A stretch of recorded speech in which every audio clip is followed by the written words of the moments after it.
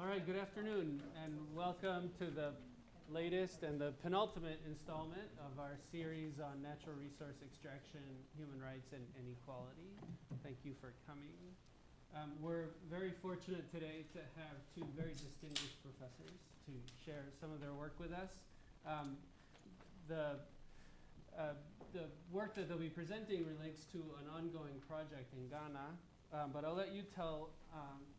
let them tell you what the project is about. Or you can tell us. Or I can tell exactly. you. Right.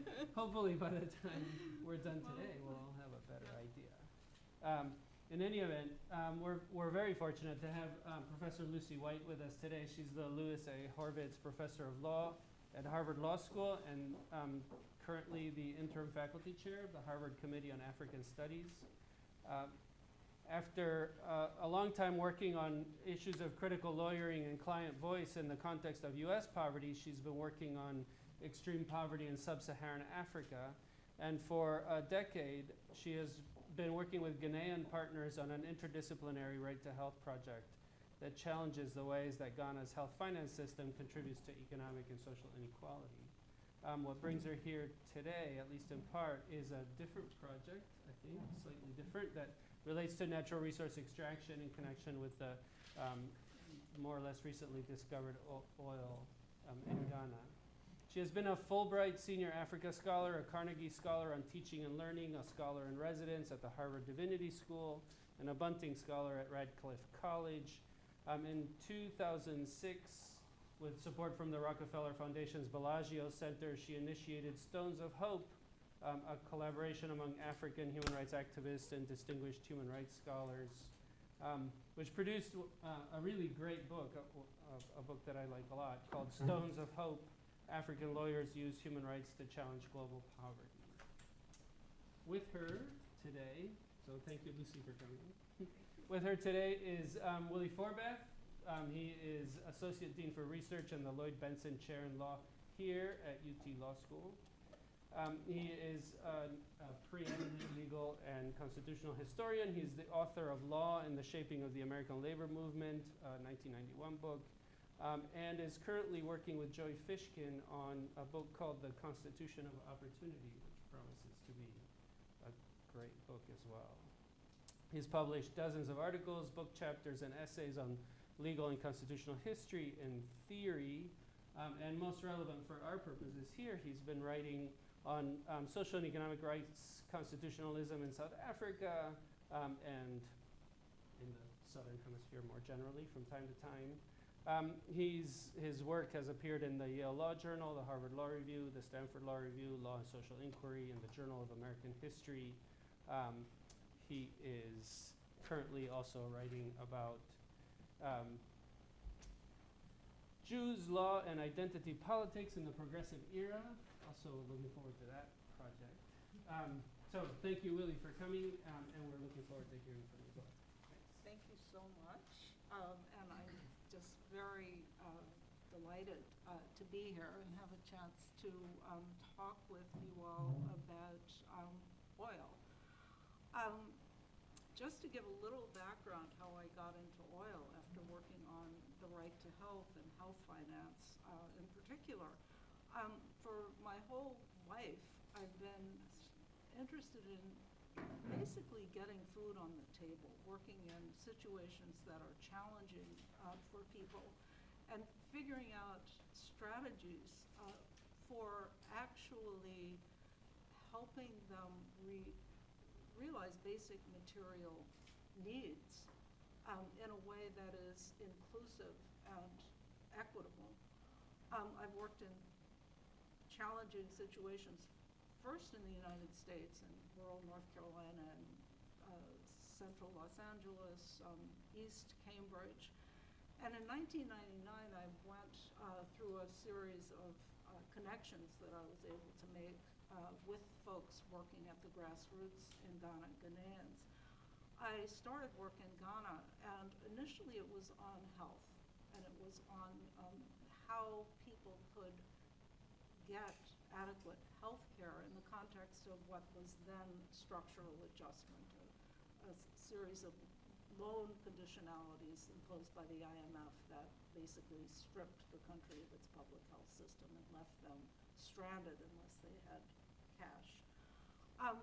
That led to looking closely at what replaced that, a universal national health insurance program, which when you looked closely at the realities, it turned out that the people who were the most indigent were excluded widely from that program, and again, left to what they put, the way they put it, left to die.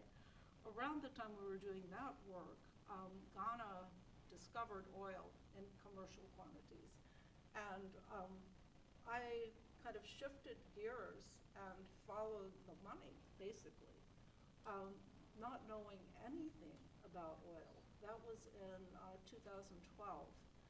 And have been scurrying to learn about oil ever since then. And so I'm sure some of you who work on oil and know a lot more than I do. It's been a very steep learning curve, as I said. And I've been particularly interested in issues of how the revenues can be deployed so as to, in the long term or the short term, advance the social needs of people. And at the same time, I've been working, as I generally do, at the grassroots with communities on the western shore of Ghana that are directly affected by some of the more familiar environmental impacts of oil development. So one of the big questions I have is it realistic to think about linking up people at the grassroots with some kind of activism other than challenging environmental externalities, which is usually the way human rights work goes, and to link them up instead into what are now national level discussions about the deployment of oil resources on the national, regional, and local scale. So that's my underlying question, and as I work on that issue I work with a team of students and a partner human rights organization, and now I'm working with a cluster of community organizers in several communities. As I work on that question, over the years I've flirted with human rights, and it's been basically a very skeptical relationship with human rights because I'm really interested in the delivery of the goods. But I think that human rights might offer some foundational values and a toolbox of strategies that might or might not be helpful. And particularly to me, the most important of those values, and they're kind of teased out of a lot of the normative literature and the documents, et cetera, are a notion of radical inclusion of all persons globally and the rights that are guaranteed by human rights treaties and larger norms. And also the idea of the engagement of people as subjects in the world that influences them, and also in a way that they're connected with others. With respect to strategies, I think in terms of a toolbox of very familiar strategies, writing human rights reports, taking testimonies, giving testimony to the United Nations, et cetera, the traditional strategies. I've been really peeved by the way that human rights discourse dumbs down any kind of normative idea to some kind of simplistic words. The idea of engagement of subjects has been dumbed down into community lawyering or participation. The idea of a strong, serious inclusion of everyone in provision in the widest sense, equitable provision, has been dumbed down into implementation, the black box of implementation. So when I think about whether we can actually use human rights values and the toolbox in any way, I really resist that dumbing down. I don't care about community lawyering because it is supposed to manifest participation. I really want to push beyond that. So it's in that context that I want to share just some snippets very schematically of this oil work as a case study to raise this question of whether kind of human rights writ large can have anything to do with this kind of national, local conundrum. And it will be very schematic. What I'll do is give a little bit of very brief background on Ghana, on the oil, and on the political landscape in Ghana. Then I'll talk of some of the legal choices that have to be made at the center, and some of the issues of design of legal frame. When I say the center, I mean at the national level, the national government, and talk about some of the design issues there. Then I'll talk about some of the ideologies that are underlying and motivating and contesting around some of those legal choices. And finally, I'll raise a return to that question of bringing human rights back into this. And this is, and I have to watch the time, I guess, because I want to have some dialogue with Willie about some of these issues before we're over. So I'm going to talk very quickly now. Ghana, West African nation, major site of the slave trade, about 24 million people, considered a bottom-tier middle-income country, but enormously unequal, particularly spatially. The north is subsistent, in some cases subsistence. The south, and particularly Accra, is a thriving metropolis, and still with pockets of extreme poverty. These economic splits between the north and the south, and with pockets of poverty also along the western shore, reflect political divisions. There are two parties in Ghana: a social democratic party, which has concentrated its strength in the north, and then there's a more conservative party that is concentrated its power among the central regions where there's the extraction of gold and cocoa and other commodities, now oil. One of the interesting things about the metropole that is developing so quickly is that the primary drivers of that development are not commodity development. It's not neo-colonial economy.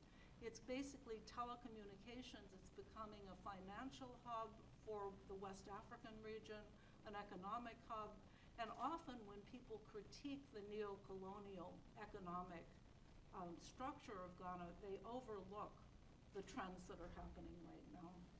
Okay, oil in Ghana, overview of the facts. Deep water commercial oil they started to pump it in 2007 to 2010. It was pretty in equilibrium. Indigenous fishing communities and wetlands adjacent to where the oil was being pumped. It's unclear how much oil there is. It's contiguous with the oil fields of Nigeria and goes all the way up to Ivory Coast. Some people say not much. Other people say we don't know how much there is, and that turns out to be important. There was rapid contracting with international oil companies on very bad terms when the industry started. The legal framework for governing oil was old and inadequate, and the Norwegians came in and gave a lot of assistance to make the framework better for reasons that some people say were self-interested in part. Looking at the political aspects of the context, on the international level, you've obviously got international oil companies coming in and trying to get the best deal possible through obvious methods of trying to create the playing field, manipulate the rules, and bring in as much expertise as possible to be able to tweak the fine print in contracts so they give the power overwhelmingly through that fine print to the international players. On the national level, you've got multiple contesting elites who need resources and to make resource-based, patronage-based alliances in order to stay in power, to win elections, to get what they need when they're outside of power. And they've used various kickbacks from contracts and other methods to be able to split money with the oil companies in this kind of under-the-table way. The local scene is, as you would expect, a very hierarchical one. It's not just poor people on the shore. It's government actors at the regional, local level. The chieftaincy is very big. Local political elites, indigenous people with fragile lifestyles, and people who are utterly dispossessed, who have nothing. If you go to the ground, and I've worked just for 3 years now on the ground in these villages, and what you see is effects that you're already seeing that were at the same time as the oil. The fishing's been disturbed because the lights from the rigs is so bright, drives them away. There have been 300 dead whales found at one of the villages that I work with on the beach. The seaweed has tangled itself up in the nets, as one of the articles talked about. Boom towns have driven up rents and prices. People are feeling abandoned, ignored, simmering anger, and people feel like their lives and livelihoods have been destroyed. I gave you that seaweed article not for the analysis, but for the ethnography. It's exactly the sort of things that I've heard. People are not in a position to engage with traditional organizing, and that's become very clear as NGOs have tried to do that.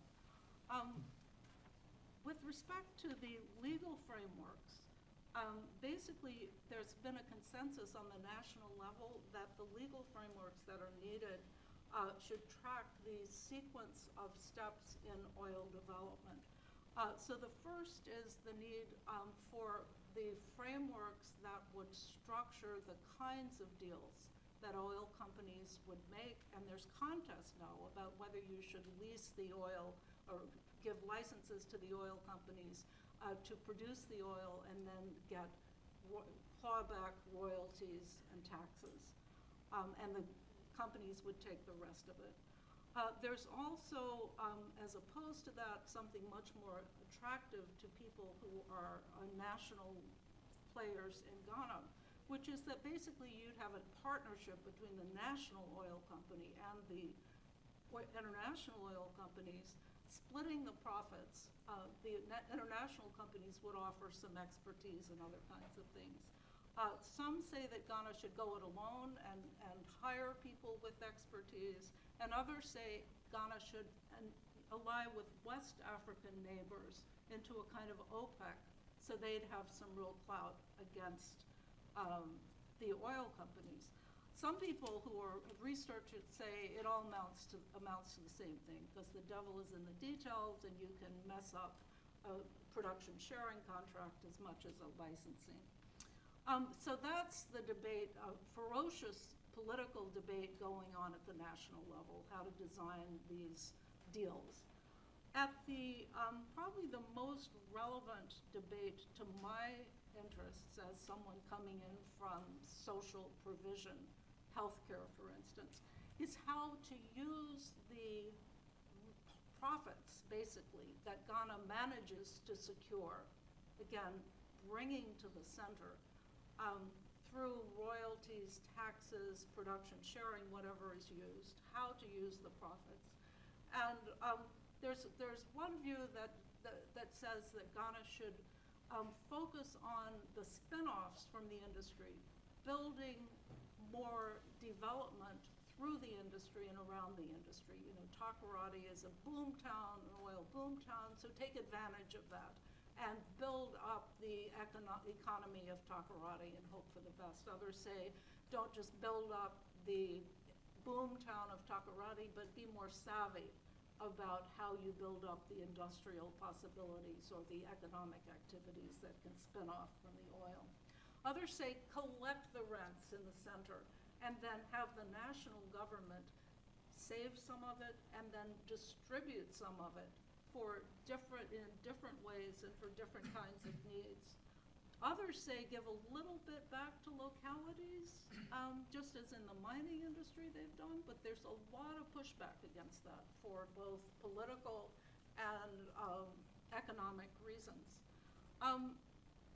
But however you manage the profits or the revenues,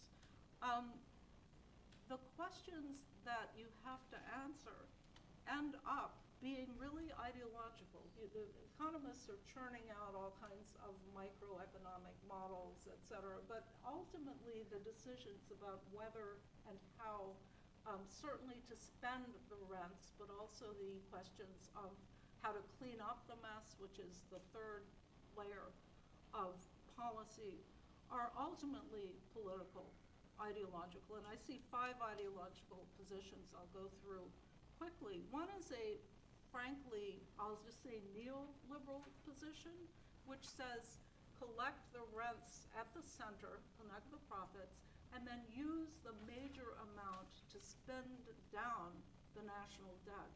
So the credit rating will go up and you'll get more foreign investment that will be used for whatever the investor wants to use it for. That's one position that is,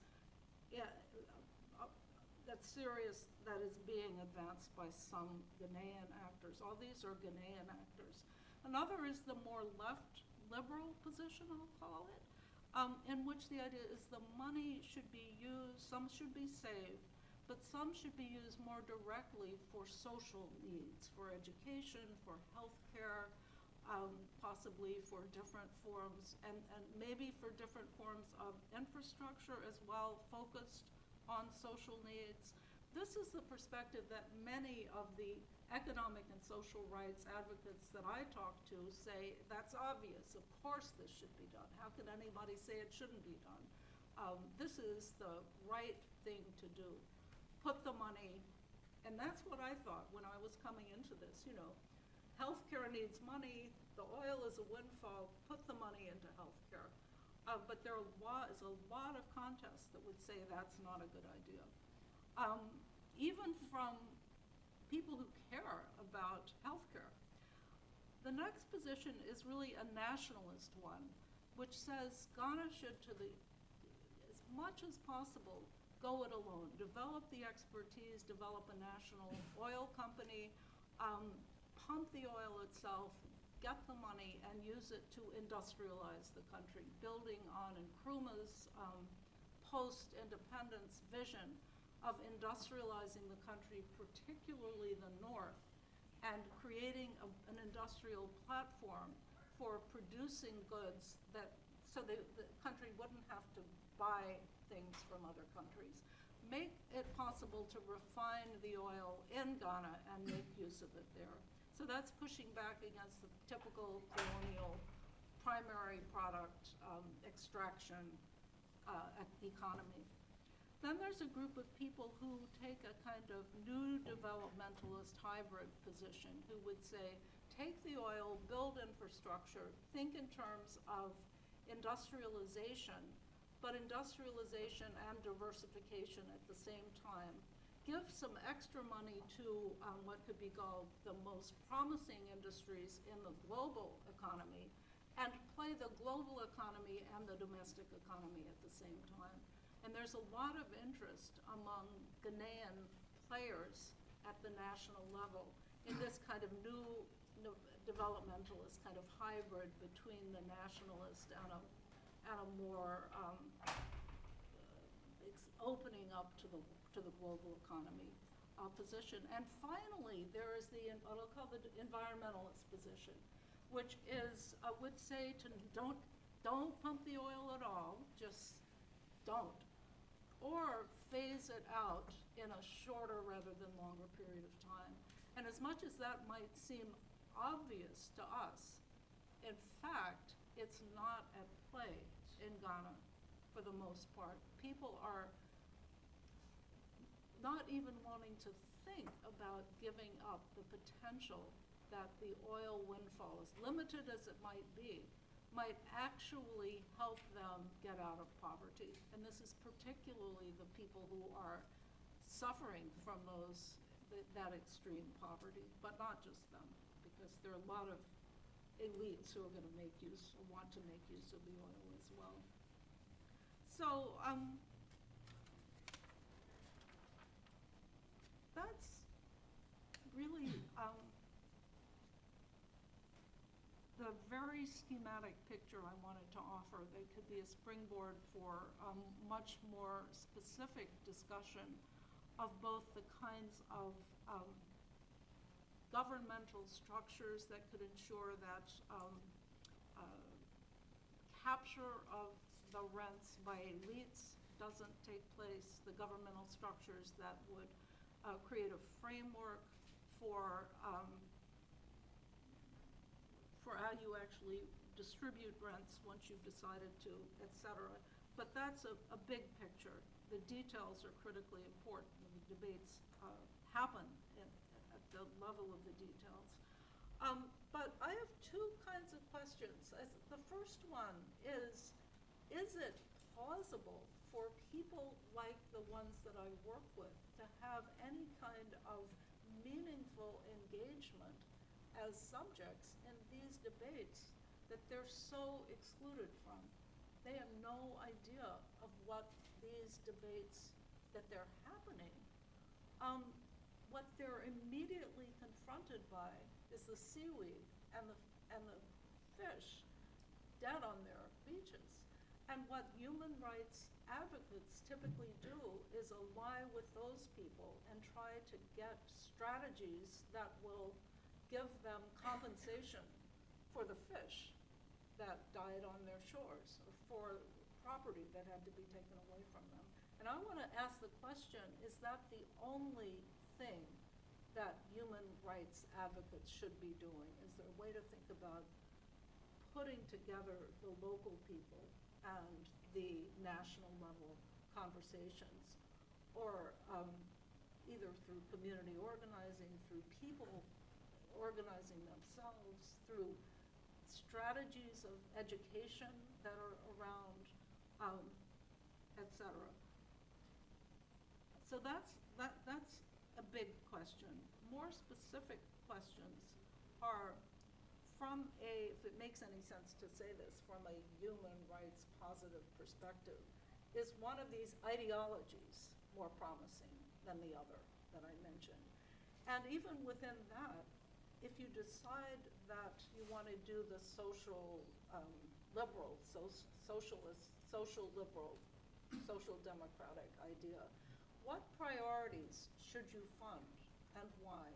These are the kinds of questions that are being debated at the center. What kinds of priorities? Right now in the Oil Revenue Act, there are 10 priorities that the Minister of Finance has to choose 4 of that are very specific: education, paying down the debt, et cetera. What should the choices be? A second order question is, how is it that these decisions should be made? Should it be like referendum? Should it be, populist democracy and hoping for the best? Should it be some kind of parliamentary democracy? And how do you cope with the political settlement that leads parliamentarians to so much depend on the oil as a source of funding for their own needs? How do you clean up Parliament if you want to make it a parliamentary kind of decision? And how do you bring local people into it? How do you decide what kind of decision-making structure would be the most human rights positive decision-making structure? A third question that the rage now in human rights communities is this human rights impact assessment. I don't know if you all have talked about that. where you take like a mining project and you bring out people with clipboards and they check off whether or not particularly human rights requirements are met. Does that sort of activity help or hurt? Like, where is that coming from when you think about these bigger picture issues? So does all this add up to like human rights as a red herring, and let's like put it aside and focus on the real issues that are facing us and facing the people of Ghana and the local people? And then finally, is from the perspective of the local people, does it make most sense to focus explicitly and maybe even obsessionally, exclusively on building social movement that would simply create pressure to shake up the current settlement, the current political settlement? Without even mattering what the program would be so much. There are people who are terrified that that kind of social movement would take place because they see it as the risk of violence. But maybe that's an approach to consider. And I've actually been reading Frantz Fanon in connection with some of this kind of neo-colonial political economy, and maybe just risking violence and promoting social movement among themselves is the best thing that people on the local level might do. So that's the schematic sketch. And I want to ask Willie, who's really the guru on economic and social rights and all such things, and increasingly getting involved in oil, to just take it from there and not necessarily stick with human rights questions, but to introduce some of the complexities of the close-up, or whatever you're inclined to, however you're inclined to enter into the discussion. Yeah.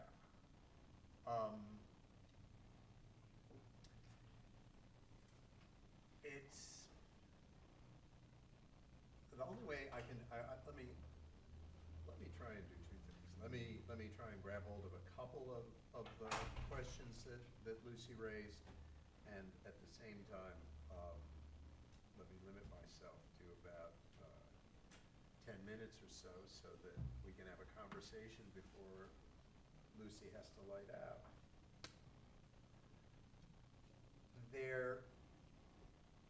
I've been a sort of a collaborator and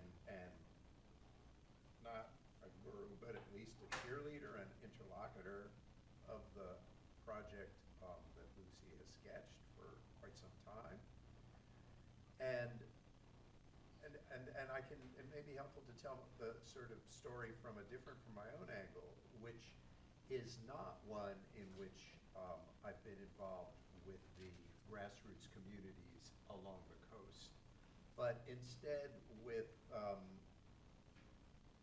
very sort of elite figures on the left and liberal side of the Ghanaian legal and political elite, Lucie's students, many of them, and who are now very highly placed people in the sort of NGO and academic community in Ghana, and have the wherewithal to construct a fairly robust and well-funded collaboration within Ghana to address oil. And the sort of excitement of coming to sort of work with them as a group of, fairly well-trusted and long-time allies from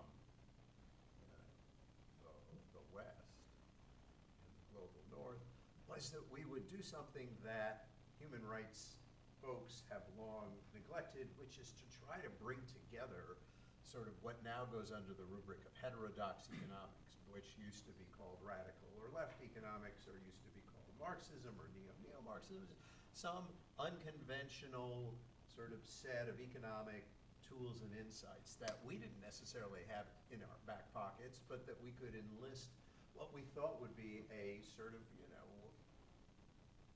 brilliantly insightful bunch of economists, at least in our imagination, that we could somehow bring economists together with advocates and lawyers, both ones at the center, like our immediate collaborators, or ones who, like Lucie in her sort of grassroots hat, were working with, directly on the ground.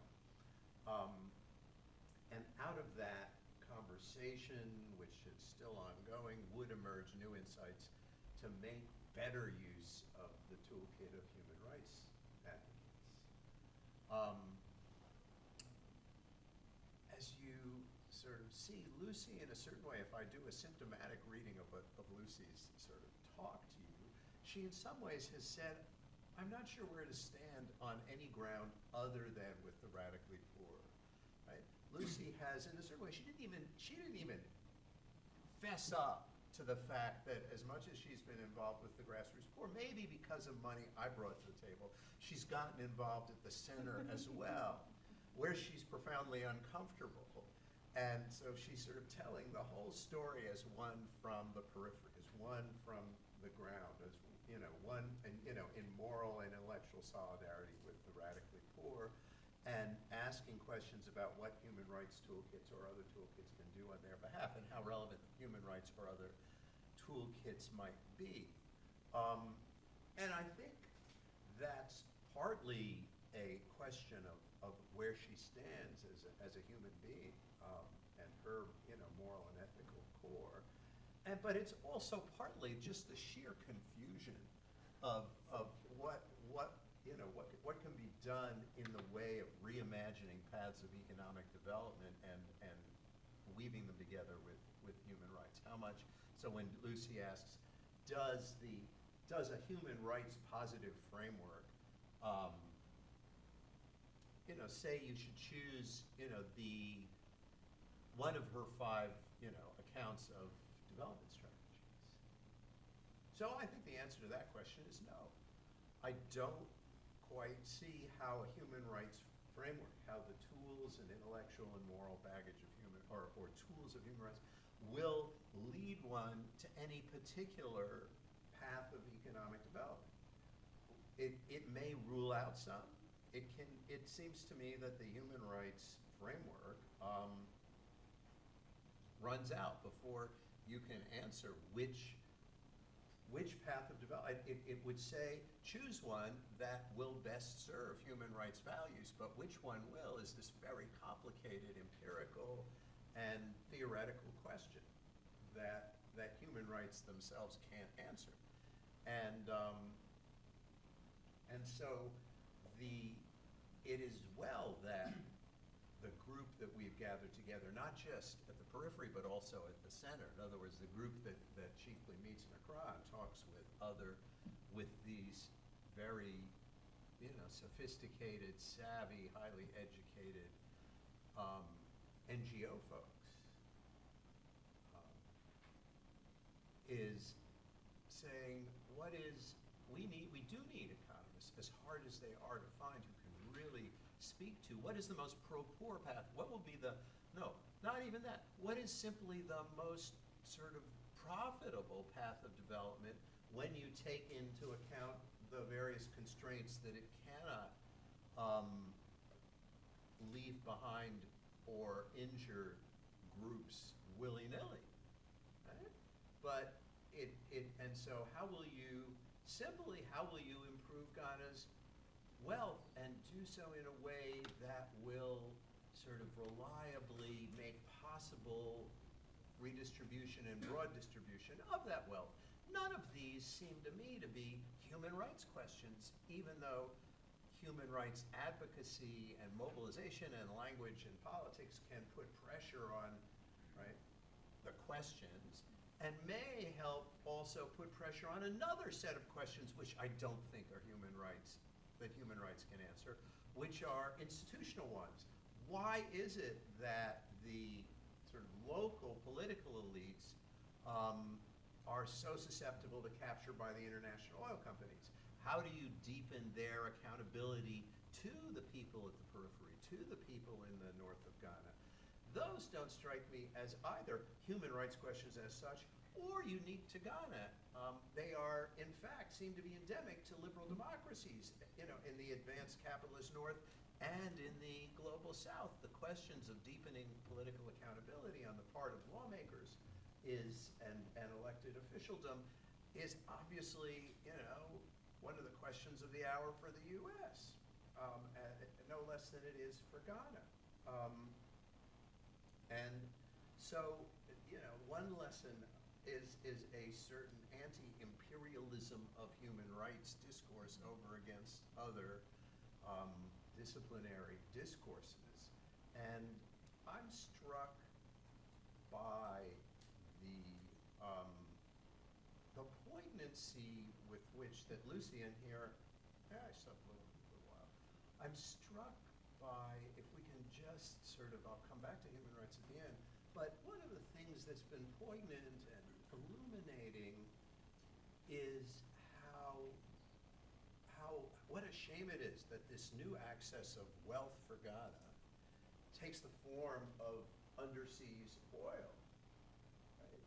So that there is at once so much political and intellectual energy around the idea of reclaiming a older vision of pro-poor development that animated the global south in the 1940s, 50s, 60s, and that the Washington Consensus and neoliberalism utterly discredited, not only defeated in political terms, but also blew apart intellectually, and in a certain way just drove out of the economics departments that were shaping economic thought and discourse. And so it's enormously exciting to see Ghanaians in alliance with a handful of unconventional economists in U.S. economics departments.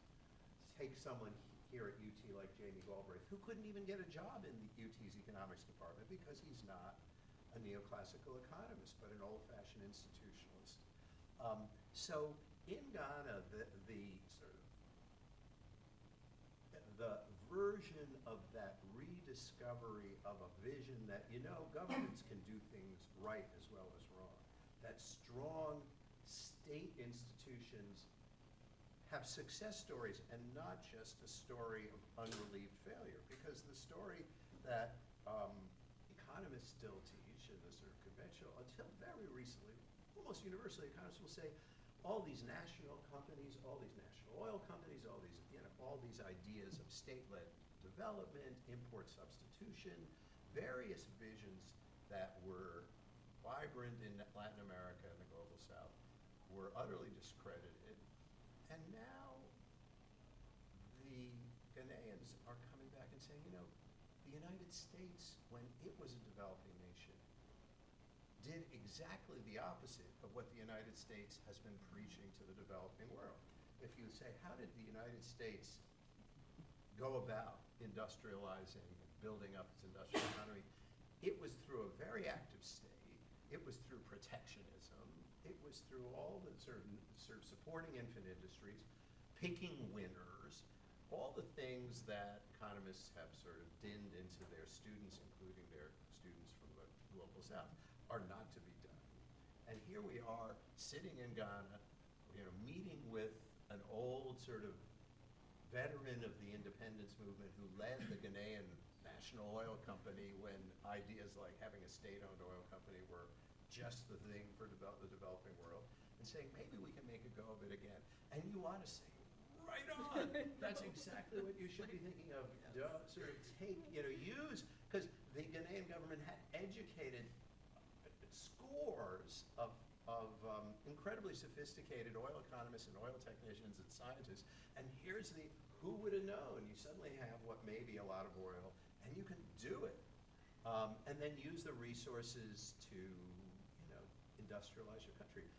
And the only sad part is it's oil, right?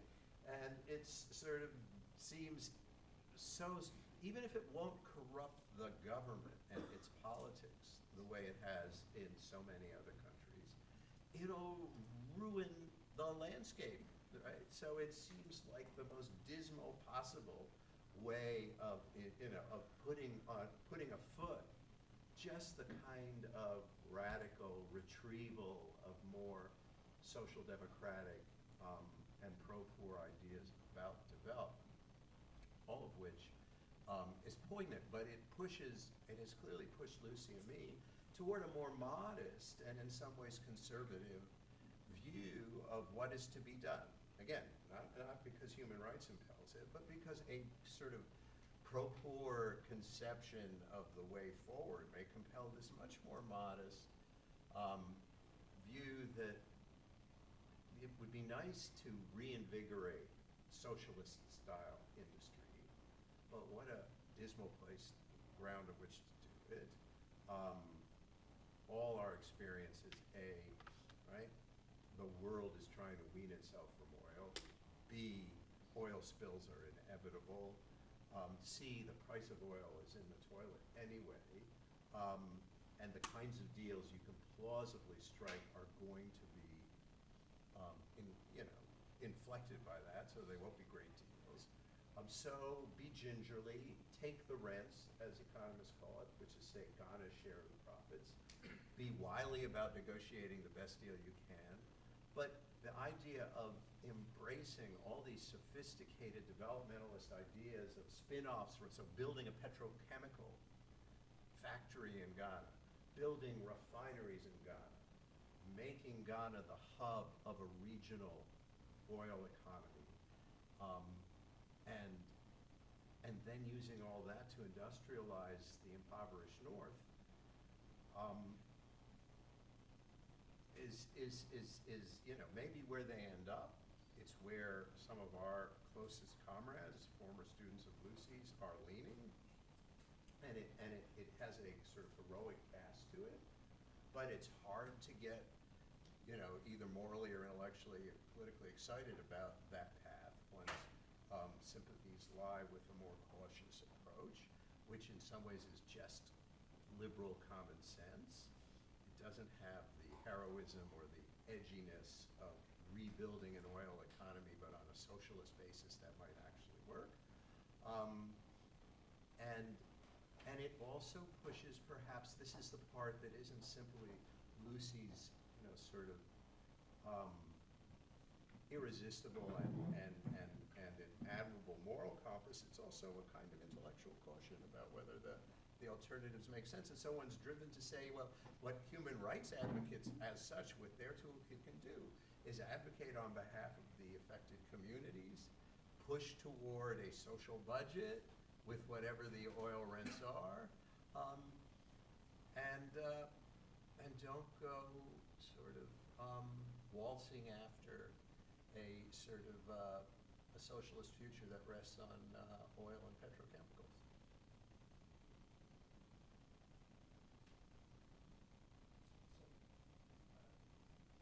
Do you want to take a second to respond, or do you want to throw it open to the group?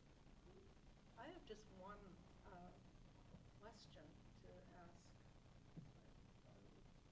Not that I want you to answer it at this moment, but among the many things that I'm skeptical about, including the modest position, although I embrace it also, but is the kind of elevating economists to some kind of philosopher kings, people Right. who can get beyond politics here in some way that we can't even think straight about these issues without that knowledge. And I'm not saying we don't engage with and include economists, but I don't think they're going to resolve these kinds of dilemmas that we're talking about. I think that you're talking in a much more basic way about ultimately politics. And so that's the question that I have about Right. what you said. Let me go one round quickly, since we're getting quite hit for. it's true that there was a, I mean, it was a ground on which we brought this to funders. We said, there just isn't, and we did it with a colleague whom you all may know, Dennis Davis from South Africa. We said, so little conversation between development economists on the one hand and social and economic rights advocates on the other, and yet there so obviously would seem to be a call for that kind of dialogue. In Dennis's South Africa, it happened to be at a moment when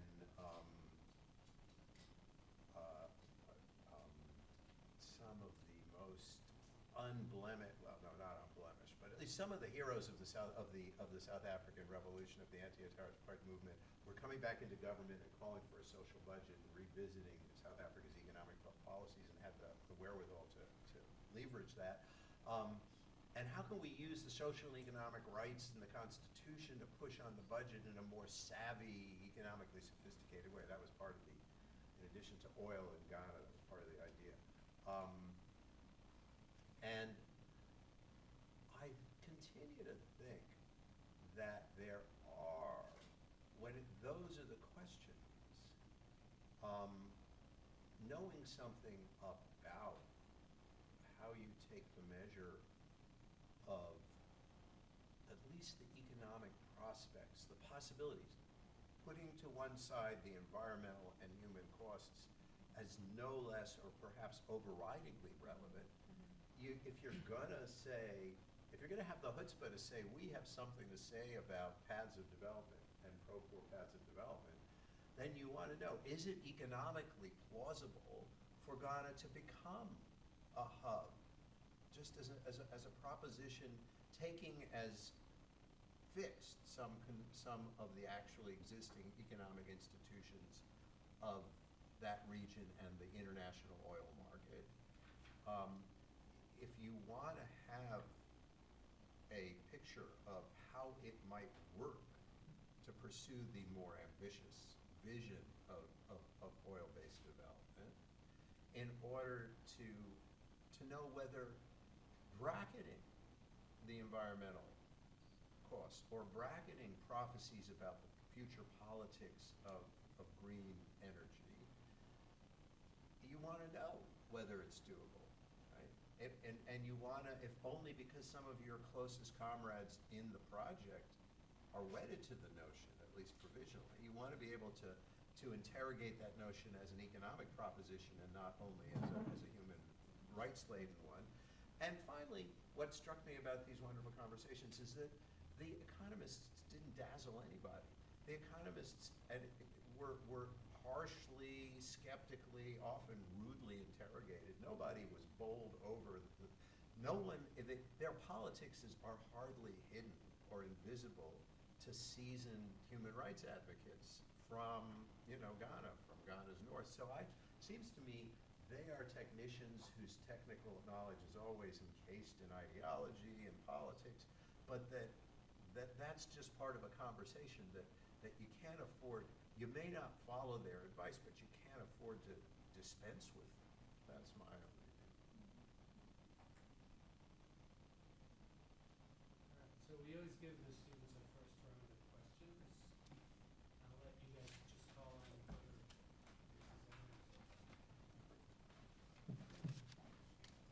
yeah, just during. And we do circulate a microphone so that we can get the questions. Hi. It's a pleasure to hear both. Very good commentaries and very good exposition. My question is focusing on the second question of Professor White about how would be the best decision making, and is related with the commentaries of Professor Forbath. So I try to relate a little bit here. I put it like that. Considering that what Professor Forbath pointed out about the difficulty to cope with human rights standards and theoretical and empirical challenges, and the necessity to development through one of those possible ways of spending revenue. How we can achieve an output that needs so much of refining different variables with a referendum or with a weak political system and a parliament. Even if the trend in the developed countries is to have a regulation made by a strong executive, which necessarily creates a robust institutional framework with a dynamic and strong administrative states that always need for more reasonable information to make decisions. I mean, how can we cope that with, for example, a possible referendum and a populist decision, for example? So you're asking if there is a hope of making decisions that have any rationality to them, wouldn't popular democracy be an absurd path to take? Okay. I think it can't be, I mean, I certainly don't think it's something that could realistically be the only way that these decisions were made, but I think as far as what role referendums, for instance, could play, again, the devil here is in the details. It depends how they're integrated with other levels or kinds of decision making. I mean, they could be used to, in some cases they're used to trump a statutory decision, some cases they're used to advise the legislature, but I think realistically they couldn't be used apart from other institutions. But I think there's definitely, when you pose the question of how these decisions should be made, there definitely is, again, a rhetoric that floats up about give the decision making to the people without some kind of more nuanced institutional structure.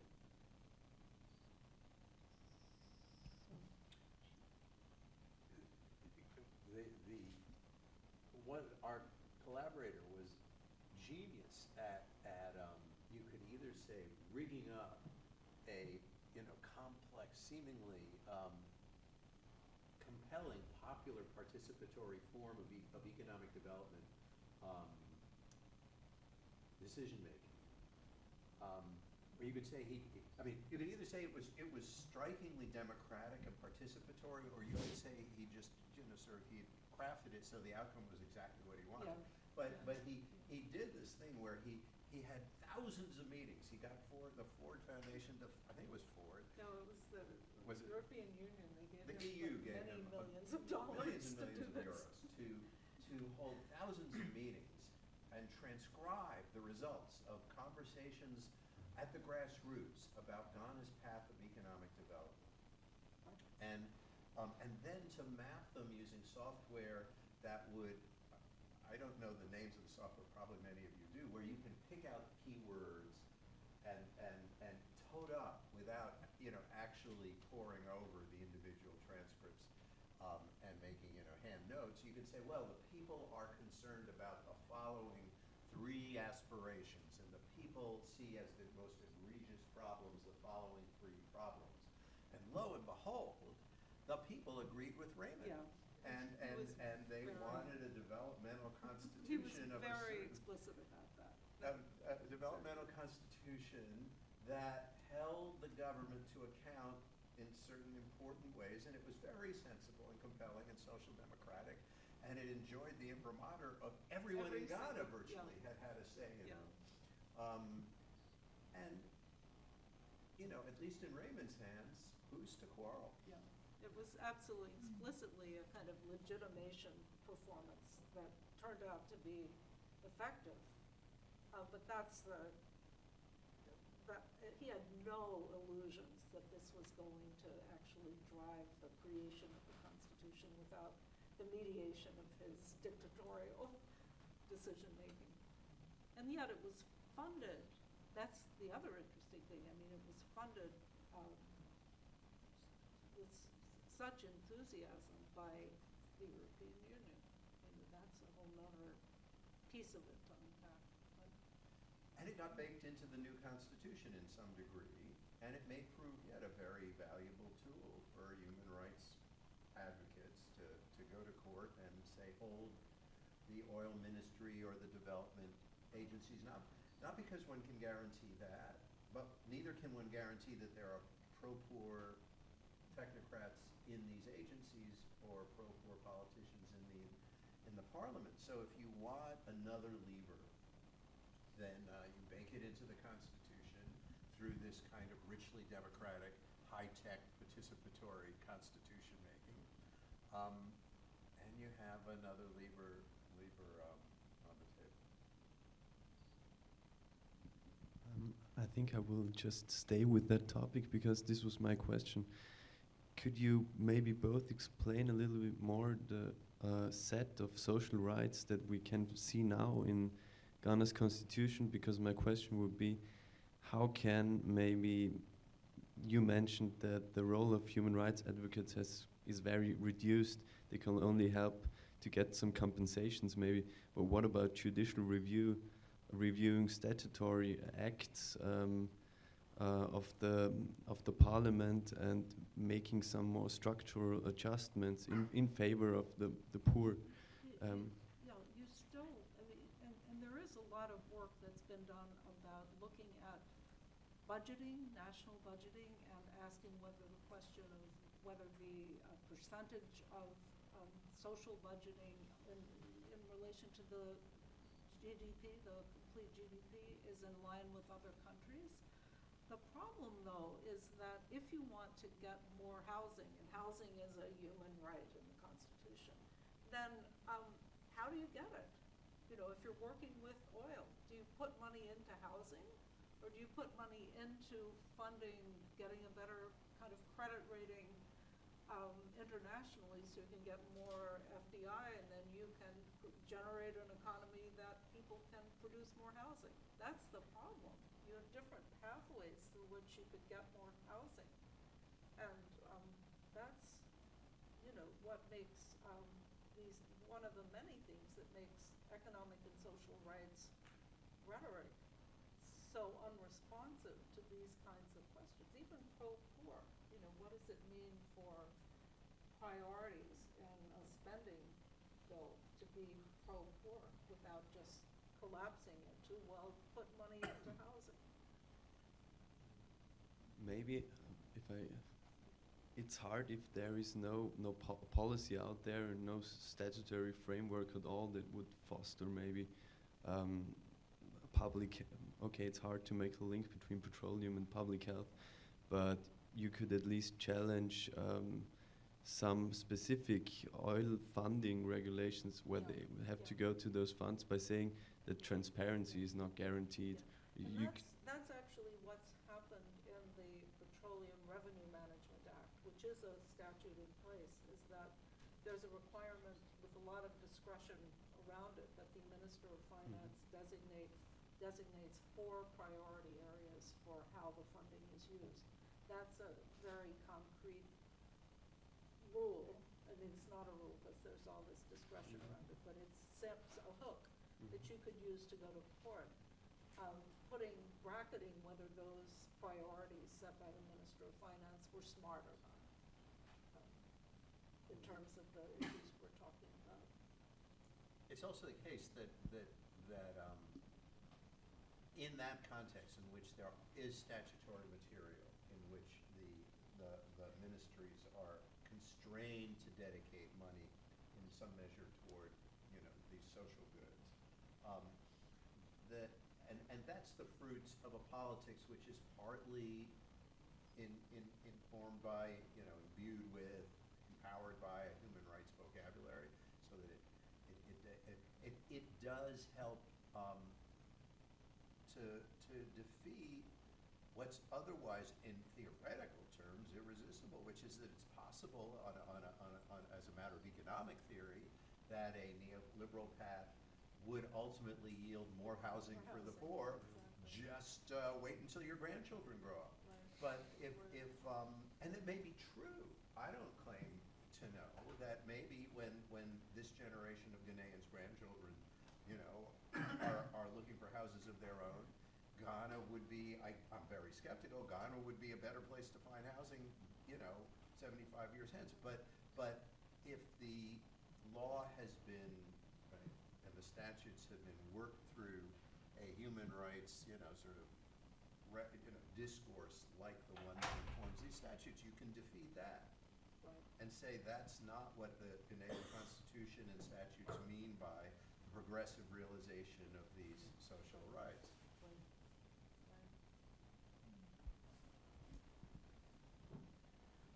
I'm interested, can you hear me? Is it working?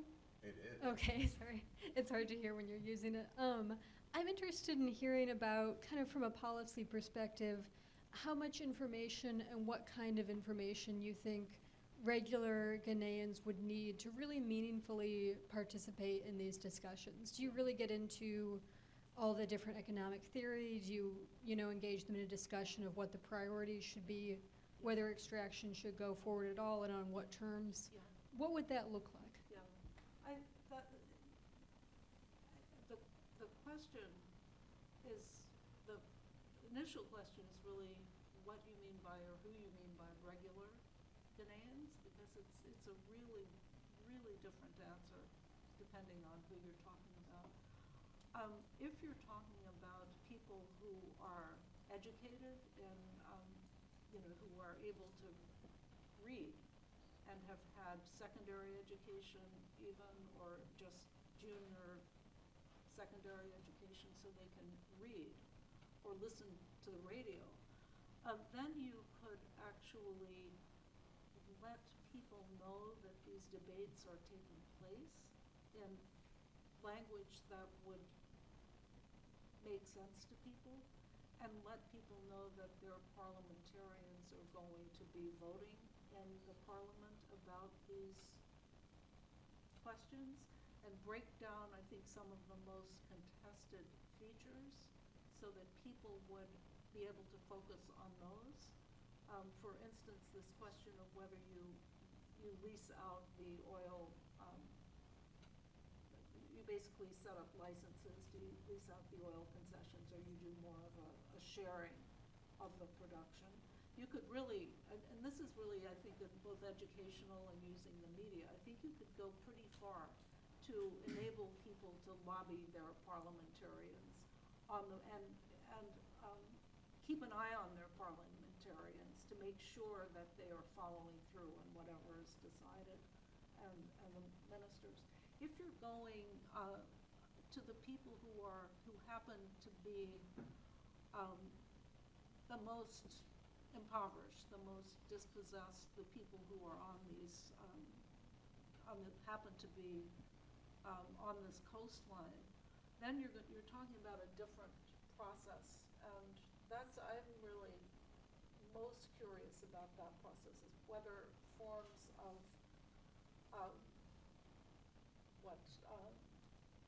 one of the readings called participatory education, or more kind of empowerment-oriented, Paulo-Freire methods of education could get people to a place where they could, in some fashion, address the key issues in schematic terms. I think that's possible, actually, but it would take really intense work, a lot of resources, and the question is, what's the value added of it? It's a completely different thing for people to be engaged in the issues that directly affect them. That's a completely different thing, and I think there's enormous possibility to do that. But I'm more interested in this engagement at the national level, because that's where they really get left out. Don't you think it's more important to have party building in the affected coastal communities, and then to enable them directly to participate in choosing between sort of concessions and production sharing? In other words, that the challenge may be not directly to educate the radically poor fisher people about the sort of choices between different regimes of oil revenue sharing, and then saying, we want to have choices about whether, for example, to move from this village, and given the wherewithal, some of the things that what some of our clinics are doing in Corpus Christi, We Right. want our clients to be ours able are to, too. to Yeah. choose between leaving a sort of a black community that's exposed to all kinds of environmental insults, and move into a high opportunity neighborhood versus stay in that black community and try and repair it versus move en masse. That if we can have those choices, we don't need to understand Well, the that's- sort of yeah. arguably, sort of as you yourself say, arguably, you know, sort of indeterminate choices among fancy revenue sharing regimes. Well, those choices that you mentioned are absolutely, certainly the focus of our clinic. That's what we do when you talk about extraction work in our human rights clinic. It's all about working with communities Right. on, you know, whether they stay or move, what the environmental impacts are, how they can be compensated for them, etc. It's all about Right, that. but I suspect that what's missing, certainly in ours, and I suspect in yours, and that this new focus on institutions might bring to the table, is saying, well, what those communities may want and need, both subjectively and objectively, is clout at the center to make sure not just sort of advocates who can litigate or use the administrative process to make claims and shape those claims for remediation in this kind of rich way, which is wonderful, but say, how can we make sure that at the center, in the parliament or in the ministry, we and similarly situated people all over Ghana have a radical peasants' party whose parliamentarians and leaders are accountable to the base, what kinds of reforms that are not directly about, you know, are the reforms to the democratic process, sort of party reforms, the other part of what I, you know, said in my kind of telegraphic way a moment ago, that's a kind of frontier of pro-poor, you know, sort of institutional reform advocacy, that sort of breaks with, we just need to be NGOs, we just need to sort of go to court or get an administrative agency to order relief. We need to kind of get inside the plumbing of party politics and the constitutional For party- design Yeah. of party systems, because that's another space where chronically the Ghanaian sort of system falls short. Or you're suggesting even party building or expanding the agenda of parties Yeah. that are floundering already. Yeah, I don't know. But that also suggests horizontal social movement building, so that different communities affected by these same kinds of displacement can get together. And that might be a base for widening the discussion to other kinds of issues, actually. And there is some of that, certainly, I mean, you all do some of that kind of horizontal connecting of communities around the sorts of issues you're working on. I know that you do that. Around the more immediate kinds of issues that each community is facing, so there's some common ground for communities to work on. But it's interesting, when you have so much indeterminacy about the spending of the money, it becomes, at the national level, it becomes much harder. Even if the community needed a school, you know, whether it would be a good idea for the Peasants' Party to lobby for more oil funding to come to the building of schools is another We should thing. get another question. Yeah. You pick. Hi, my name's Daniel. Mine's sort of a follow-up question to that, actually. And I don't know if you have like a concrete answer for it, but I guess like, how would you envision some sort of new institutional framework that would kind of reconcile what it sounds like are two opposing forces, right? Like, what I consider a human rights perspective, which would include, you know, more access to information, more democratization of decision-making processes, more equality, but at the same time, you know, these structural problems with inequality would almost ensure that, say, like the peasants being involved in that decision-making process to have more funding go to their school, whether or not that would necessarily even be a well-informed or a good decision, could lead to more factionalization or instability in the party, could disrupt the party building process. So I mean, like, how do you? I know you said like you don't say human rights perspective leading to anything productive, but I mean, like, I don't know, how do you reconcile like the the need to sort of have accountability and access and more democratic decision-making process. And I mean, like a lot of the treaties, like the UN Declaration, indigenous rights, you know, all these things that call for greater participation. But at the same time, like that might not necessarily even be in their own best interests. But that in and of itself is kind of a paternalistic argument. So I don't know, like, how do you reconcile that? Yeah. I mean, one of the questions is, again, what form would the democratic process take? And the other theme that I pick up from your question is whether there are ways to respond to local needs in a democratic process that could do so in a fair way. Right now, there's a real resistance from a lot of people to giving preference to these fishing communities in terms of funding, because people feel like it's tremendously unfair to the north that is poorer than they are. It's going to cause division within the country, but there may be a possibility of a democratic process that would be more legitimate somehow with respect to responding to more immediate needs on the local level. And I guess that's what I'm hearing your proposal of party building beginning to do. If you can get horizontal organizing for a party that's responding to the needs of all these different poor communities, then maybe you could have a better way to figure out questions of dividing up the resources that would particularly respond to local needs.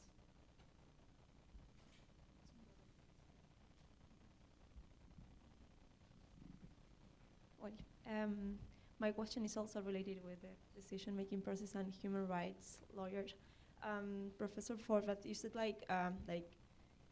human rights lawyer has nothing to do because themselves can answer the question, as well as that maybe are economists, if I understood well. They are maybe the ones that have to draft this alternative to reach a development a strategy that is also profitable for those that are the most impoverished ones. I was thinking like three stuff about these two things. One is like, how do we reach a middle way? Sometimes human rights lawyers are the ones that are working with the communities, indigenous population, or the impoverished, the most impoverished and dispossessed people. So without insight, you can make a really concrete decision-making process able to happen, because they are the ones that know the community, and most of the time the state doesn't know which the community is, which is the language, which are the claims. So in the middle way, you need human rights lawyers, and you don't have other actors working there, maybe public interest lawyers, but at the end of the day, we're talking about human rights issues. So I was thinking in this idea of reaching economists or economic actors, and from a human rights perspective, if you don't think that the traditional human rights alternatives are the ones that maybe can be addressed, which are that other alternatives? Because human rights, I am a human rights lawyer, I will persist in this issue. So I was thinking, if you think that maybe it is possible to reach other scenarios. A few weeks ago, also was here Patricia Tobon-Chagaria, she was saying that we need to reach more tables as possible, to sit, to discuss, to be there, to show ourselves. So that will mean also to, I was thinking that can we have a seat at the table at the World Bank, at the IMF, at IBD, like other places that are not as permeable, to be there seated and start being there to discuss with economists things that they don't want to hear from us, and that we are starting to learn from them, you know, because we need to know which the discussions are. So that was the first question. At the same time, I was also thinking that, like from the institutionalizing change, or I mean, how do we reach other kind of cultural institute? She has to leave in like 2 minutes. Oh. So maybe if she could address that first. Oh, okay. Oh, It's then just, we can send you more. yeah. It's just the idea was not to educate only, but to provide tools from a justice perspective in the idea of institutionalism. That was the issue. Thank you. I'm such a skeptic about community participation at that level, partially because at the level of sitting around the table with the World Bank, et cetera, even though I've kind of been involved in some of that on the Ghanaian level, because there's, I guess, partially because of the internal organization of communities and the way that inevitably you're going to pick people who are going to perform in many ways scripts that may or may not have any impact or that advance their own agendas. Whether or not the community members can end up legitimating decisions that have already been made. I just, you know, if you bring one community member into a circle of people who in fact hold power, then is that actually going to inform anybody about much of anything that they don't already know well enough? I think it's much more effective. Actually, I think social movement organizing is a lot more effective, where you can really pressure, shake things up from the outside, so that some of the kinds of fear, just as was manifested in the seaweed article, if there's enough of a sense of urgency among the organizations that you're trying to influence to create openings, then I think it becomes much more possible to have interventions that can get you where you want to go.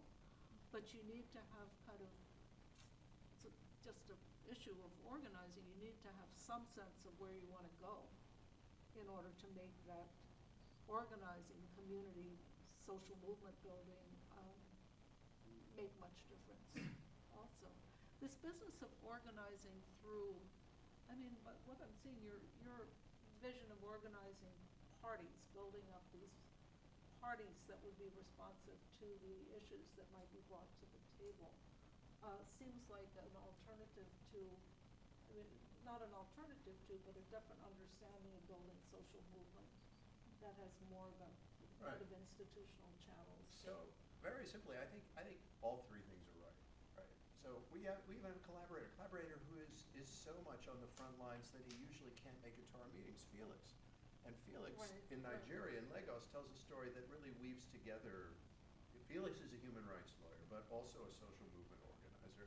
Felix organized a vast community of slum dwellers who were about to be evicted in order to build some new addition to the Lagos harbor, and gained them a seat at the table with the World Bank that was underwriting this development project. And partly because they were mobilized and disrupting the development, they were able to not just have a seat at the table, but say, if you're going to uproot us yet again, then we first want to see the land we're getting, and we want the resources to rebuild, and so on and so on. So they're usually not either or. It usually doesn't work just to have a seat at the table, but I don't think that having a seat at the table is nothing either, particularly if you have some leverage in whether it's a threat of disruption or some ally in the bureaucracy. And similarly with party building, my thinking is simply that social movements are necessarily evanescent and parties are more durable, and one can't substitute for the other, because it's the threat of disruption that social movements alone can give that sometimes, may enable the party actors to get what they need, if they or votes. But the radically poor shouldn't lack the resource of votes and effective representation in parliament, and rely only on social movements. I think there's an issue of almost micro-tactics. In Felix's story, he got the World Bank to come to the community, so they were the token people around the table. And it was in the context of the social movement organizing to resist the eviction. So it's kind of turning the tables, so to speak, on who has power at the table. That's a micro-tactic in the context of everything Lily is saying, but it's not necessarily falling into the ritual of bringing the token person from the community into the World Bank's office. So we should let Lucie go. She has to catch a flight, but maybe Willie will stay another 15 minutes. Sure. So thank you so much, Lucie, for being here.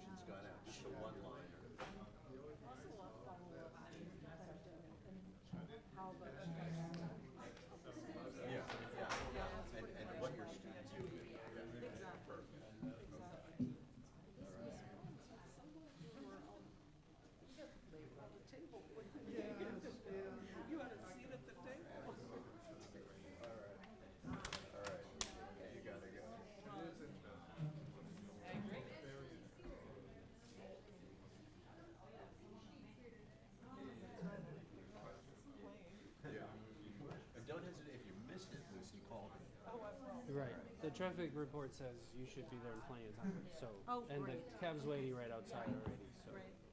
We should be able to get you there without any trouble. Well, that was great. Yeah, thank you so much for coming. That was really great. I think there are a few students who have some So questions. should we It say would be folks nice who to- can, what do you want to do? Do you want to do it formally? They raise the questions and I answer them? You want to tell people to adjourn? To what? To, Should we just, I should get the question. People yeah, should get the question. So let's have another, Okay. one more question, or two more questions that we'll just gather up and then. You don't want to leave? and then we You can should all- go. I You should go catch your promise, flight, so out, just to make sure. Within, Hmm? before it's, before quarter up, right? So just Yeah, couple yeah, more yeah. questions, Mhm. if they Yeah, are, that's if good. not, I won't be here. Okay, But there were so some follow, names if they- Billy, you're gonna go out that way? okay, Yeah. and, okay. Light up Great. right there. So, all right, take care, and we'll see you in January.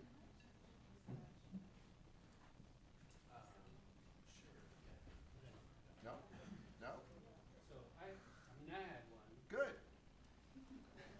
We'll wrap up with Dan's question. Okay, so thinking about ways in which the community can participate or not participate, and at what level sort of you locate decision making, it seems like there are different kinds of decisions that you need to make, and different spaces where you would want to make that decision, or different ways in which you would want to make that decision, right? So if you're dealing with how to address, so first, if you wanted to set sort of broad development goals, it seems to me that that could be part of a national conversation with some sort of plebiscitarian sort of mechanism, which wouldn't have to be if you were confident in the representative politics, right? It could be parliamentary, but if you wanted to legitimize it and you wanted to bring it out, right, you could have some sort of national level conversation and then a plebiscite or something to approve a broad direction, right? And then if you're dealing with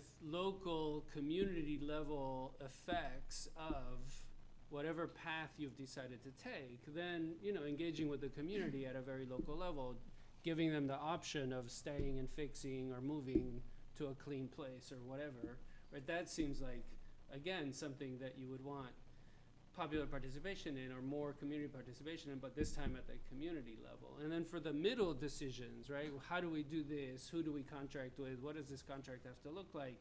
Then you have another sort of set of layers, one of which could be sort of representative politics for the middle layer, and then a more sort of technocratic but transparent and well overseen, you know, layer for the kind of micro decisions, the implementation kinds of decisions, right? And so thinking about, you know, not kind of coming up with blanket, the community should always be involved in every decision, but thinking about what kinds of decisions you're asking people to make. It seems like, you know, one way to break through what seems otherwise like a pretty tough problem.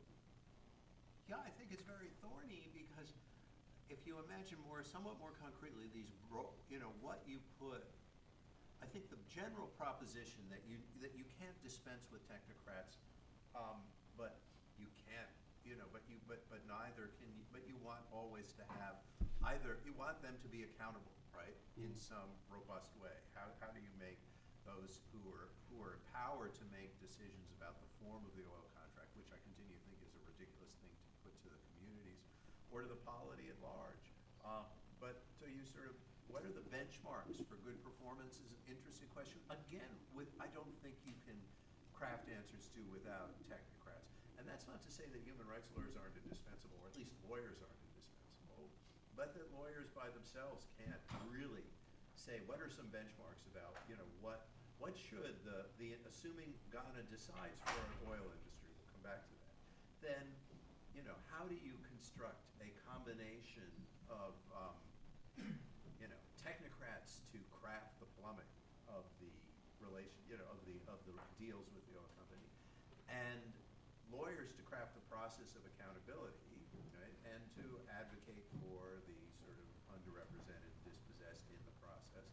There's plenty for lawyers to do, but it seems to me that the affluency with the technical knowledge of the economists, finding, you know, training up a generation of human rights or simply pro-poor advocates who are fluent in both development economics and law, you know, kind of unavoidable if you want to have a more or less democratic process like this. But I am struck by, it was easier back in the old days, right, of left-wing development economics when there was more deterministic views about, the left version of comparative advantage and industrialization. You're going to industrialize it. And now we've sort of, among the many things that have been made more indeterminate and pluralistic, is that there are many, the sort of at least attractive and probably intellectually respectable view of economic development is that there are many paths, many ways of building up a higher value-added economy in the global south. And choosing for a place like Ghana to choose to sort of weigh the risks and benefits of a more or less aggressive oil-based economy versus a very gingerly approach to the oil sector in favor of other sectors. When it once thinks that should have a lot of democratic input, it's very consequential. And how do you make that, even in a very simple way? Everyone can wrap their minds around, at least we'll have pictures of what the stakes are. Do we want oil refineries? Do we want drilling in a big way? Or does that seem too risky and uncertain in its rewards? But sure, and then, it seems to me depends on how near you live to where the oil, how much at risk your communities are versus, how desperately your community, which may be thousands of miles away, wants some of those resources and sees no other sure way, or at least plausible way of getting so many resources, into the bank, assuming it'll be then delivered. So I'd rather, all things equal, if I'm a representative or an advocate for a poor community that's safely far away from the oil industry itself, I'd rather have more in the bank than less. And I'm not sure that just high tech. And so I think these will involve deals, right? And they can't, and it's almost in some ways predictable that different, constituencies in different places will have different views. So whether a plebiscite, oil, yes, oil, no, is the way to do it, or whether instead a kind of negotiation among, somehow accountable elites that will hammer out some, middle way in which everyone has it. I think those are interesting in some ways, broadly speaking, constitutional issues, or more realistically, institutional design issues.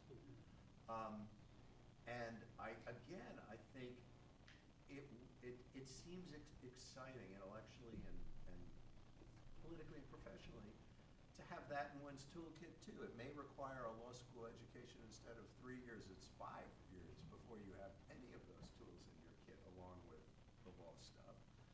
But I think it is one frontier of law work in an interdisciplinary fashion.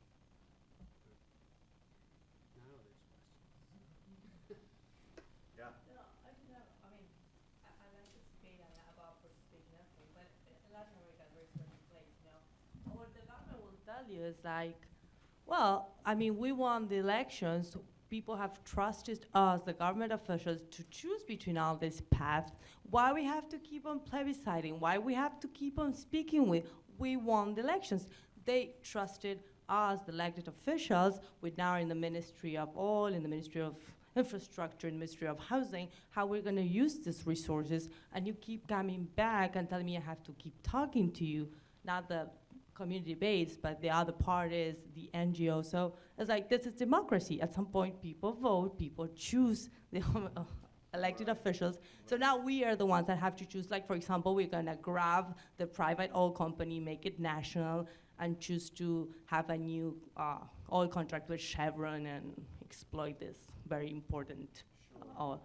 So it's like, my question is like, how do you, like, it's not that about democracy. It's not that because there's no certainty about better path or not better path. You can choose different ones, and all of them have good things and bad things. You industrialize, you use your resources, you use the rent. Well, that's why democracy exists. You choose your government officials, and they are the ones that have to choose the best path. And it's not much more than coming and bringing experts and more experts and more experts. It's that is democracy. So I think you're very good at channeling, a certain,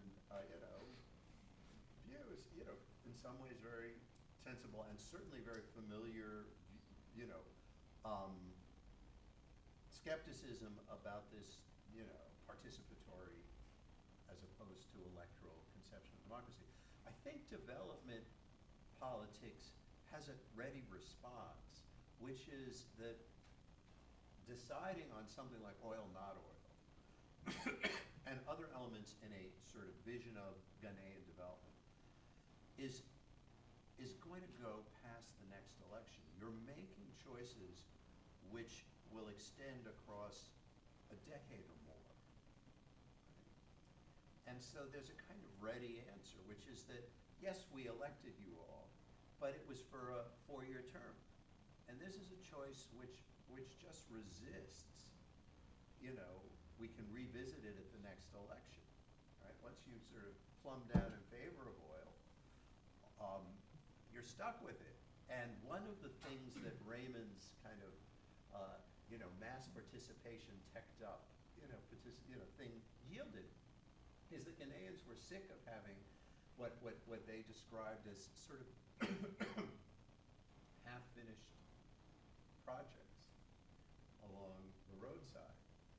And those half-finished projects are precisely the product of elected politicians, changing the development plan with every new election for all kinds of reasons. Maybe some of them good, often just because they want patronage for their region or their clients. So he wanted to bake into the Constitution a more long-lived development plan that a court might even protect against a politician deviating from, right? So I think the politics of development in some ways invite thinking about, sort of choices that are not just, something we want our every 4 years, or let alone every 2 years, or even every 6 years elected officials to decide. Couple more. Does that require a form of law that's kind of more, the idea that you want to transcend elections, but as I understand it, maybe not, you want to have a device in which participatory democracy can create a law that survives elections. So you want it to be immune to the legislature? It's such a fascinating idea. It's not a constitution, it's less strong than a constitution, right? But more strong than a statute? Or kind of related to the sort of proposition laws that we have in some US states? Is that the concept? I think that it is giving the idea. I think the concept, or we can just play with this concept. I'm not claiming to accurately report the Ghanaian constitution, because I don't think Raymond's vision, got fully implanted. But I think the gist of his vision, which is a paradoxical one, was to commit, to constrain the parliament from certain kinds of departures, which you can only do, because at least in a framework we have, with a constitutional constraint, to constrain the parliament from, and the ministries, the executive, from deviating from a plan set out, binding future legislatures, which is generally speaking a constitutional taboo. Binding future legislatures and executives in order to sustain some longer term thinking and commitments, in order to have a more rational, not even necessarily more pro-poor, but a more rational development, sort of engine. So that was the general idea, and it is kind of vulnerable to a lot of criticisms and skepticism, but at the same time it has a kind of appeal, right? That you do need long-term, commitments, and willy-nilly you're going to make them, and if you just make them, because obviously these half-finished projects are a total waste.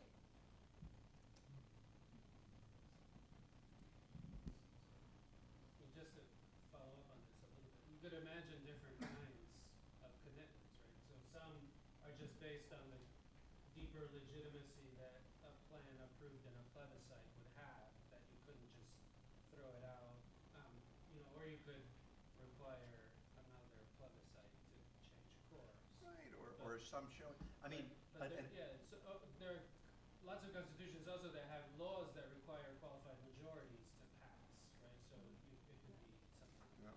it's so short of a constitutional amendment, but more than 1 year ago. So there's a If we had a number kind of, a traditional economist would say this is what contracts are for, right? You don't need fancy constitutional provisions. You just make a contract and you pay the price, and then presumably the politicians or ministries that screw up or are opportunistic in relation to these long-term contractual commitments will have to pay a political price for doing so.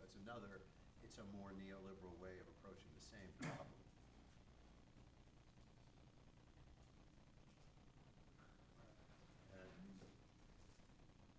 This is maybe leaving the plebiscitarian or representative area, but I would maybe try to introduce or ask you what role can maybe federalism. We have talked about the risks shared on a local level, whereas benefits would be on a more national level. Could we think about conventional federalism, or at least some sort of autonomy for the oil regions, where they could have a stronger say, and this would eventually maybe also benefit the poorer ones? I am speaking of maybe a parliament over there. Should they advocate for more autonomy? From their point of view, maybe so. The offshore oil presents this kind of again a sort of, in some ways, sui generis, but in any event interesting paradox, because to a considerable extent it's not clear, as the seaweed story, that you all read is sort of a kind of rich illustration, that it's not clear that there is no region, because it's in the water, right? And once you start building refineries, there are regions that are affected and clearly have asymmetric risks and disruptions to their economies and livelihoods and so on. But if it's off in the water, then it may be just a game that the coastal region is playing, the saying we get special consideration in the division of the rents from this new industry because we happen to be nearby. So I'm sure that federalism, you almost need some form of federalism in order to have sort of these levels of decision making and create some buy-in and participation with respect to paths of development. And you may well want a more decentralized sort of planning process. A part of me, the part that sympathizes with these kind of Ghanaians who want to have their own big, robust, new state-owned oil company, thinks, that there are gains to be had where you have some clout invested in that there are trade-offs with all this decentralization in terms of clout vis-a-vis international players.